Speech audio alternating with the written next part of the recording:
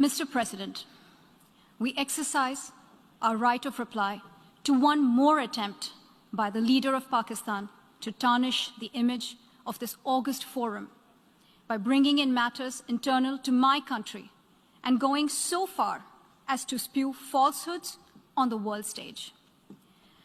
While such statements deserve our collective contempt and sympathy for the mindset of the person who utters falsehood repeatedly, I am taking the floor to set the record straight.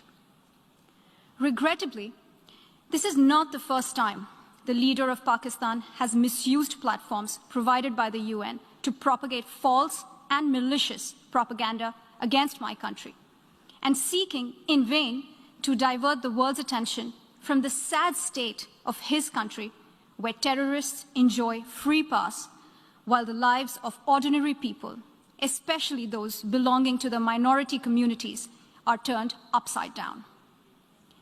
Mr. President, member states are aware that Pakistan has an established history and policy of harboring, aiding, and actively supporting terrorists.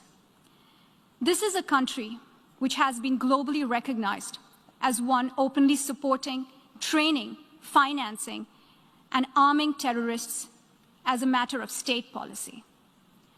It holds the ignoble record of hosting the largest number of terrorists proscribed by the UN Security Council. Mr. President, we marked the solemn occasion of the 20th anniversary of the 9/11 terror attacks just a few days back. The world has not forgotten that the mastermind behind that dastardly event, Osama bin Laden, got shelter in Pakistan. Pakistan leadership continues to glorify him as a martyr. Regrettably, even today, we heard the leader of Pakistan trying to justify acts of terror. Such defense of terrorism is unacceptable in the modern world. We keep hearing that Pakistan is a victim of terrorism. This is the country which is an arsonist disguising itself as a firefighter. Pakistan nurtures terrorists in their backyard in the hope that they will only harm their neighbors. Our region, in fact, the entire world, has suffered because of their policies. On the other hand, they are trying to cover up sectarian violence in their country as acts of terror. Mr. President, this is also the country that still holds the despicable record in our region of having executed a religious and cultural genocide against the people of what is now Bangladesh. As we mark the 50th anniversary this year of that horrid event in history, there is not even an acknowledgement, much less accountability. Today, the minorities of Pakistan, the Sikhs, the Hindus, the Christians, live in constant fear and state-sponsored suppression of their rights.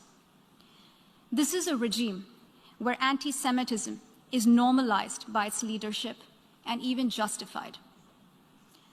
Dissenting voices are muzzled daily, and enforced disappearances and extrajudicial killings are well documented. Mr. President, unlike Pakistan, India is a pluralistic democracy with a substantial population of minorities who have gone on to hold highest offices in the country, including as President, Prime Minister, Chief Justices, and Chiefs of Army Staff. India is also a country with a free media and an independent judiciary that keeps a watch and protects our Constitution. Pluralism is a concept which is very difficult to understand for Pakistan, which constitutionally prohibits its minorities from aspiring for high offices of the state. The least they could do is introspect before exposing themselves to ridicule on the world stage. Finally, Mr. President, let me reiterate here that the entire Union territories of Jammu and Kashmir and Ladakh were, are, and will always be an integral and inalienable part of India. This includes the areas that are under the illegal occupation of Pakistan. We call upon Pakistan to immediately vacate all areas under its illegal occupation. Mr. President, allow me to be categorical about India's position.